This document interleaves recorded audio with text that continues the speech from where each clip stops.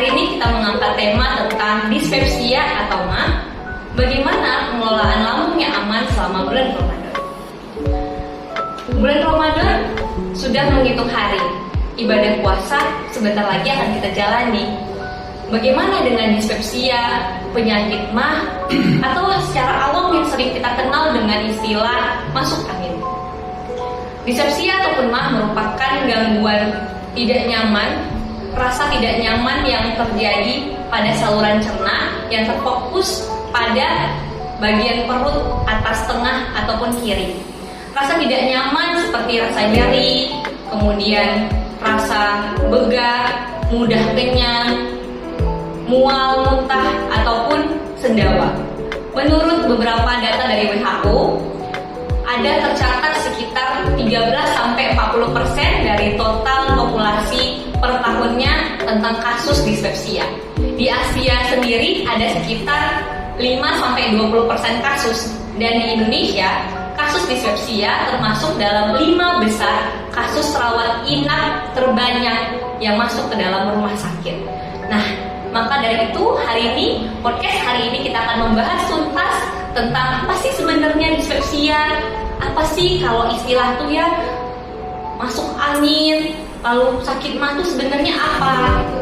Lalu bagaimana, apakah kita sebagai pengidap sakit MAH bisa menjalani ibadah puasa pada bulan Ramadan kali ini? Nah, hari ini kita sudah kedatangan tamu spesial kita, yaitu dokter spesialis penyakit dalam yang akan membahas semua tuntas tentang dispepsia. Kepada Rahmani, spesialis penyakit dalam. Assalamualaikum dokter. Waalaikumsalam. Alhamdulillah sehat dokter. Alhamdulillah sehat. Alhamdulillah sehat dokter. Terima kasih dok sudah meluangkan waktunya untuk hadir pada podcast klinik kita hari ini. Oke dok, tentang dispepsia nih dok, ada beberapa memang pertanyaan masuk dok kan, untuk membahas kita pada podcast hari ini menjelang Ramadan gitu ya kan dok. Ada istilah banyak tentang gas kritis ya kan dok. Ada lagi orang kadang sering bilang tentang masuk angin gitu kan dok. Sebenarnya itu memang semua itu sama gitu. Gimana dok penjelasannya? Baik, terima kasih dokter Rizky. Perkenalkan, saya dengan dokter Rahmani, spesialis penyakit dalam. Alhamdulillah, terima kasih telah difasilitasi untuk memberikan edukasi pada hari ini. Sebagai langkah awal, mungkin kita bercerita tentang definisi. Tadi sudah disampaikan oleh dokter Rizky bahwa saya definisi dari dispepsia itu sendiri adalah rasa tidak nyaman. Adanya rasa tidak nyaman di area perut, ditandai bisa dengan perut yang nyeri perut atau mudah kenyang hingga perut kembung atau begah seperti itu. Nah, bicara tentang pembagian, mungkin yang dimaksud tadi apakah dia termasuk dispepsia fungsional ataupun yang organik seperti itu. Memang untuk membedakan kedua hal ini adalah diperlukan pemeriksaan lebih lanjut, di mana untuk dispepsia fungsional ini dijelaskan sebagai dispepsia yang tidak mengalami kelainan organik. Sementara dispepsia organik ini adalah dispepsia yang memang ditemukan kelainan organik setelah dilakukan tindakan yang disebut endoskopi seperti itu. Secara pembagian presentasi kejadiannya ya tetap lebih tinggi saat ini masih fungsional dibandingkan yang organik. Jadi kalau ternyata harus endoskopi gitu ya dok ya untuk bedain mana yang ini organik. Tapi secara ininya dok, populasi yang datang gitu kan dok, gejala antara keduanya tuh ada perbedaan nggak ya dok? Misal nih dok kan ya, fungsional, oh ini arahnya lebih ke nggak enak nyaman di perut aja nih atau kembung aja gitu, atau ya kalau organik tuh agak nyeri seperti kayak teriris gitu, rasa membakar gitu, bisa dibedakan dari situ kan? Ya bisa, jadi yang dispepsia yang fungsional rata-rata yang memang dari perut saja, mual muntah yang persisten misalnya, nyeri yang berulang, dan ada hal-hal yang nantinya mungkin disebutkan sebagai hal-hal simptom itu yang sebagai tanda bahwa ini pasien perlu dilakukan tindakan endoskopi untuk memastikan kelainan organik mana yang didapatkan seperti itu. Kelainan organik yang masuk sini mungkin ya seperti luka, bisa seperti luka yang lebih kecil atau luka kita sebutnya, atau yang lebih dalam atau disebut ulkus, atau bisa jadi sampai ke keganasan. Jadi perlu pemeriksaan lebih lanjut di dalam hal ini yang kita sebut range. Jadi bisa harus kita pastikan dulu gitu ya dok ya, Iya, endoskopi dulu gitu baru kita tahu arahnya kemana gitu ya dok ya. Kalau tadi berarti dari persentase yang terbanyak itu adalah fungsional. Masih ya, lebih fungsional. fungsional. Berarti kalau kita datang nih gitu ya. Mungkin nanti kalau ditambah itu ada faktor stres juga. Oh Dia bisa ya dok berat ya. gitu ya. Faktor stres ya. Iya. Faktor stres bisa yang timbul gitu ya dok ya. Lebih ke fungsional berarti ya dok ya. Berarti sekarang nih dok fungsional tuh kira-kira 70-80% ada gitu nggak ya dok ya? Sekitar 70-80% masih condong ke Ke fungsional. Oh berarti ketika pasien masuk kita datang keluhan nyeri ulu hati, begah gitu langsung kita berpikir lebih ke fungsional dulu nih sebelum ada alarm sign gitu ya kan dok. Kita endorse oh ternyata benar nih luka nih gitu ya kan atau oh ini udah bulbus besar gitu ya dok ya. Pengobatannya juga beda. Oh pengobatannya juga berbeda ya dok ya. Setelah kita lakukan pendekatan lebih lanjut ya dok ya. Iya. Oke dok ya. Lalu dok setelah kita tahu nih mungkin para sahabat sehat juga udah mulai tahu nih udah mulai kebuka nih sebenarnya mah tuh ada dua nih ternyata tipenya gitu kan dok. Nah sebenarnya pasien-pasien dengan mah tuh aman nggak sih ya dok untuk berpuasa gitu di bulan Ramadan ini? Bagus ya artinya mungkin kita kembali ke dasar kalau kita makanya puasa Ramadan ini puasa penuh berkah. Di mana setiap amalan-amalan yang kita kerjakan akan berlimpah ya. Artinya jika kita sehat di puasa itu lebih menyehatkan. Karena pertanyaannya adalah bagaimana seorang yang menderita sakit aman atau tidak. Kalau saya mengikuti dari pernyataan dari guru saya dan bagian penyakit ini menyebutkan sebenarnya kita sebagai praktisi dokter ini adalah tugasnya itu memberikan pemahaman layak tidaknya seorang berpuasa secara kesehatan. Keputusan akhir tetap kita kembalikan kepada pasien itu sendiri. Tapi di sini bisa kita sebutkan secara umum kondisi dispepsia ini masih aman melakukan menjalankan ibadah puasa jika ini catatannya jika tidak ada tanda-tanda alarm sign tadi. Mungkin nanti kita jelaskan kembali. Berarti boleh gitu ya. Boleh. Ada juga pertanyaan masuk nih dok ke podcast kita dari para sahabat sehat. Katanya seperti ini dok. Saya mengidap dispepsia yang kronis nih dok, udah menahun katanya. Tapi saya merasa tetap bisa puasa gitu. Saya sanggup gitu untuk menunaikan ibadah puasa.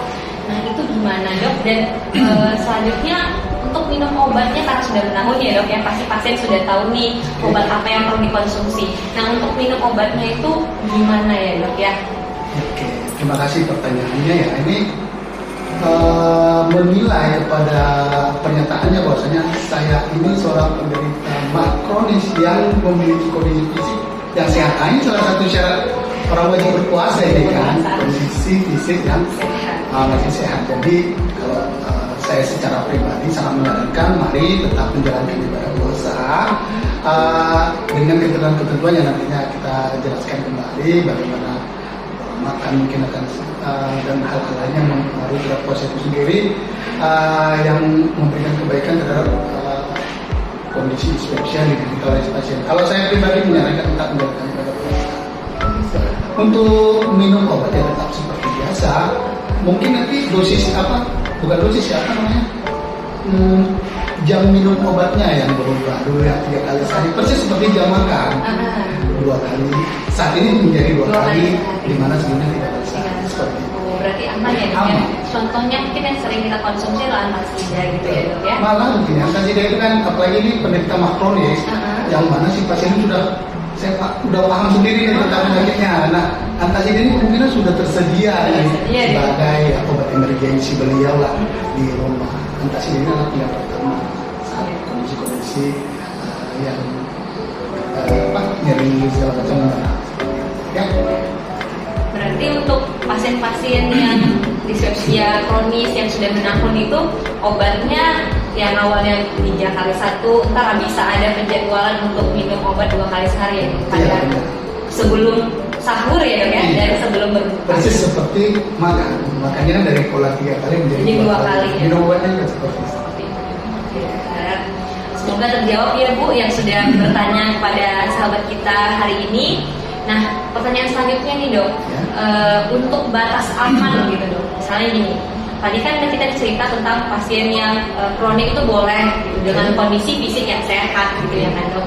Lalu ini kita kategorikan, oh ini ibu dengan penyakit mah yang boleh untuk berpuasa, oh ini nggak boleh nih. Nah, kita bilang nggak bolehnya itu dengan alarm sign tadi mungkin ya dok ya.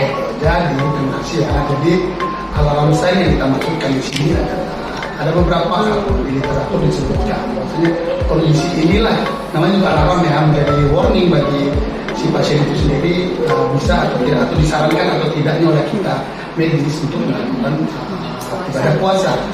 Alarm sign ini yang pertama seperti penderita dispepsia di usia di atas 55 tahun. Nah ini menjadi salah satu alarm sign yang menyatakan kemungkinan untuk melakukan puasanya mungkin ditunda seperti itu. Atau nyeri atau muntah tadi yang saya sebutkan yang berlangsung persisten atau bisa kita sebutkan terus menerus, intensitasnya terlalu tinggi, tidak boleh. Kemudian anemia misalnya, atau disertai dengan perdarahan saluran cerna yang ditandai misalnya seperti muntah berwarna hitam atau BAB yang kehitaman seperti oli seperti itu, atau ada riwayat ditemukan keganasan dari itu yang kita sebutkan tadi endoskopi, jadi ditemukan keganasan. Ini menjadi pertimbangan untuk menunda ibadah puasa. Dalam Islam pun tetap ada kemudahan, tidak semua disusahkan. Masih ada tempat untuk kemudahan dengan kondisi-kondisi yang sebenarnya ada simptom tadi. Jadi memang kalau yang memang ada alarm sign tadi atau fase-fase akut ya dok, kadang kan lagi enak anaknya, kalau udah fase akut ya dok ya, tiba-tiba udah nyeri hebat, muntah-muntah terus ya pas akut. Penurunan berat badan yang tidak diketahui penyebab juga menjadi alarm simptom ya. Tambahan ya dok ya, untuk alarm sign. Mungkin ada beberapa alarm sign tadi yang seperti terus-terusan ya, terus ada muntah yang persisten, ada tadi dokter ada yang berdarah juga ya dok ya, muntahnya dia hitam, pada saluran cerna ditandai muntah berwarna hitam seperti kopi ya, atau dari saluran dari BAB yang berwarna kehitaman seperti oli atau aspal, itu menjadi alarm dari kita. Misalnya mungkin dianjurkan untuk menunda dulu menjalankan ibadah puasa sampai dinyatakan sehat. Ya, berarti ditunda dulu kalau ada tanda-tanda seperti tadi untuk menjalankan ibadah puasanya. Dokter ya. Benar. Oke, bedanya dok, mengobati pasien-pasien yang punya gejala-gejala mah gitu. Iya. Jadi ya kembali akan terobati dengan ibadah puasa yang kita jalankan. Jadi ada beberapa hal yang akan menjadi disiplin baru bagi kita saat menjalankan ibadah puasa. Kita ambil contoh, jumlah makan kita menjadi tidak berlebih ya. Ini jumlah makan berlebih juga memperberat ini kondisi dispepsianya ya. Jadi jumlah makan, cuman ya pada dasarnya kita tetap ada istilahnya balas dendam ya. Jadi ini kita akan mengedukasi bahwa jangan balas dendam. Artinya jumlah makan yang banyak itu akan memperberat peningkatan asam lambung. Jadi kedisiplinan yang saya maksud tadi, yang pertama jumlah makanan, jenis makanan, jam makan yang menjadi teratur, kemudian pengelolaan stres. Mungkin nantinya bagi penderita dispepsia 1 minggu awal mungkin memang beban ya.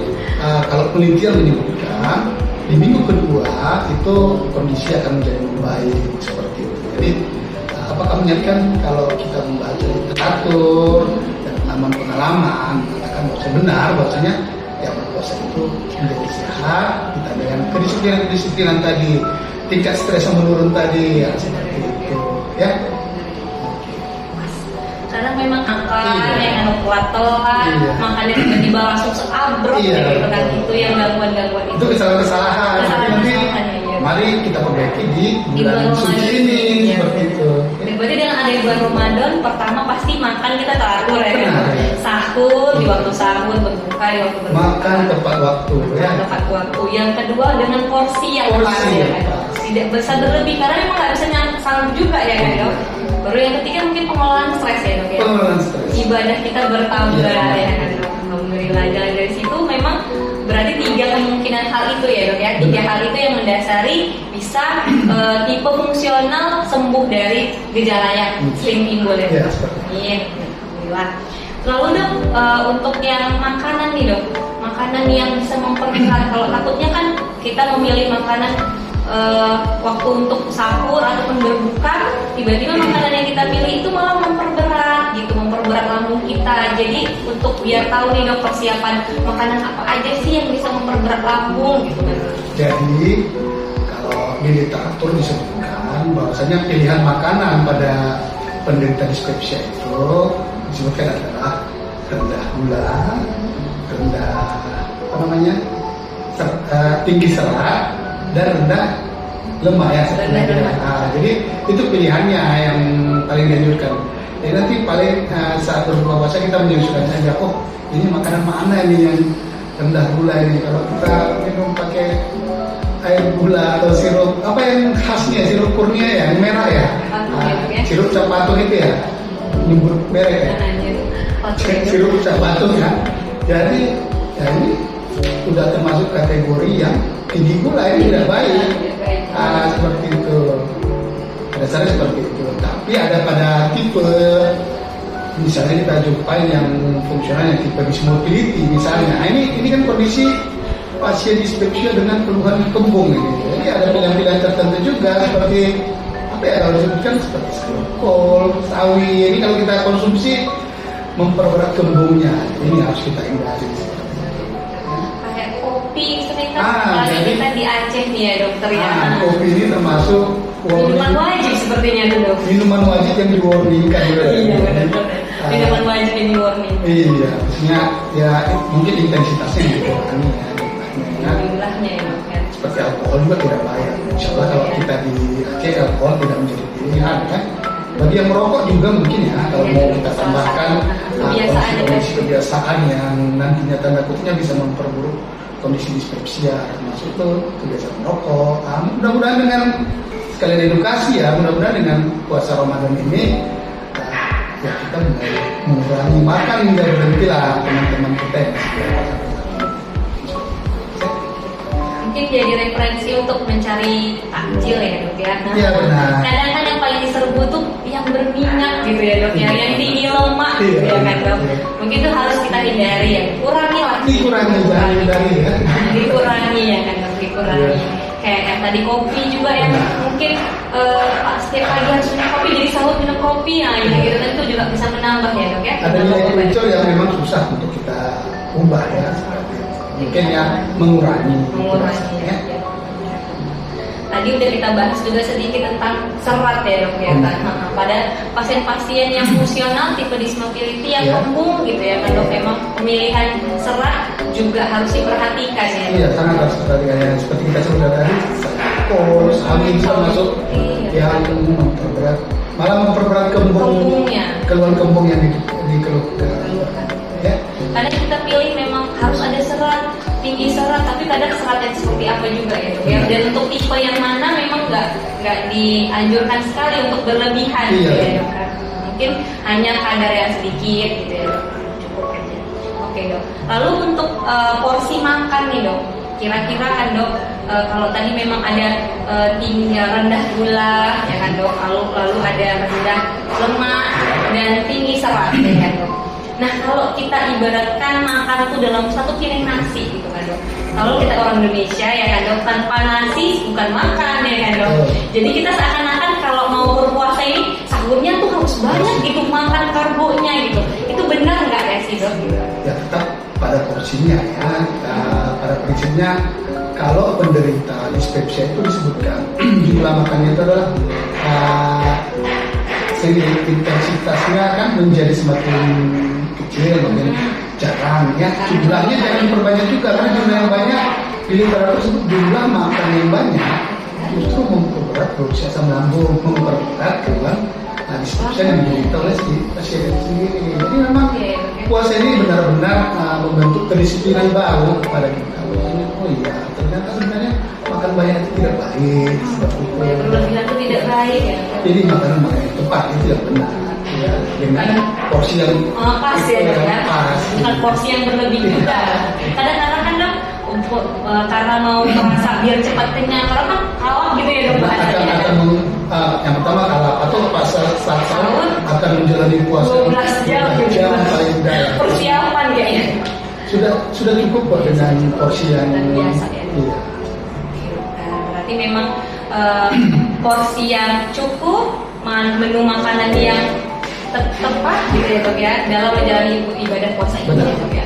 Untuk tadi makanan udah, mungkin aktivitas dok nih, aktivitas apa gitu yang bisa kita kerjakan selama kita bulan Ramadan ini gitu dok. Iya. Kita itu dituntut tidak bermalas-malasan di saat berpuasa, itu tuntutannya seperti itu. Boleh tidur doang. Tidak boleh tidur. Kalau pada kita puasa ular jadinya. Artinya memang seperti itulah, metabolisme tubuh itu sudah dibentuk untuk tetap beraktivitas. Jadi kalau ditanya apakah saya tetap, nah misalnya berolahraga, ya silakan tetap, malah dianjurkan ya seperti itu. Justru makin menyehatkan aktivitas yang kita kerjakan saat ini. Ya, tidak perlu istirahat ini, artinya seperti itu. Ya. Tidak perlu istirahat, Iya, tetap harus ada aktivitas ya. Ada yang kita masukkan, harus ada yang kita keluarkan. Benar, juga, ya. iya. Ya, akan tetap hidup, menjalani hidup dengan sehat. Iya. Ya. Oke dokter, mungkin ada itu saja pertanyaan yang masuk ke podcast kita hari ini dok. Oke. Kira-kira apa yang bisa kita bagikan dok secara kesimpulan gitu kepada para sahabat sehat kita yang sudah mendengarkan podcast klinik utama Dian Lestari ini dok. Baik, terima kasih Dr. Rizky Akiti ya yang telah memoderatori acara ini.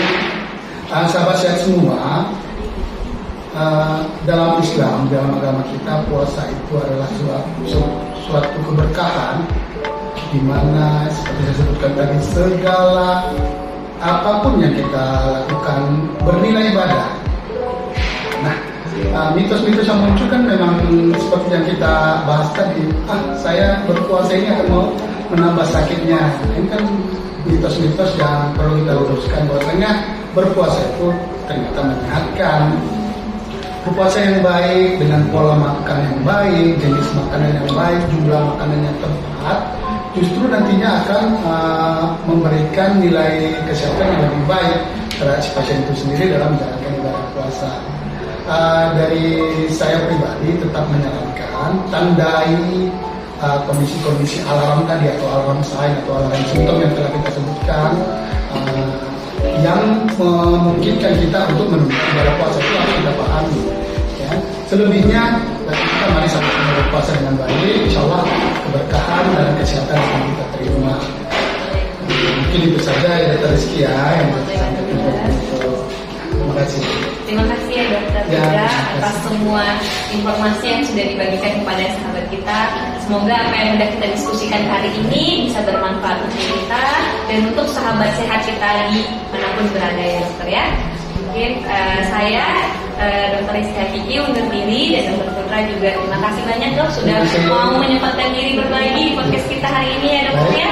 Terima kasih dari saya, sampai ketemu di podcast selanjutnya. Terima kasih. Assalamualaikum YouTube. Promosi ke YouTube. Oke, jangan lupa untuk terus pantengin YouTube kita di YouTube Klinik Utama Dian Lestari. Ada banyak podcast selanjutnya, ada banyak juga tentang ilmu yang akan kita sharing di YouTube kita. Oke, sampai ketemu pada podcast berikutnya. Dah.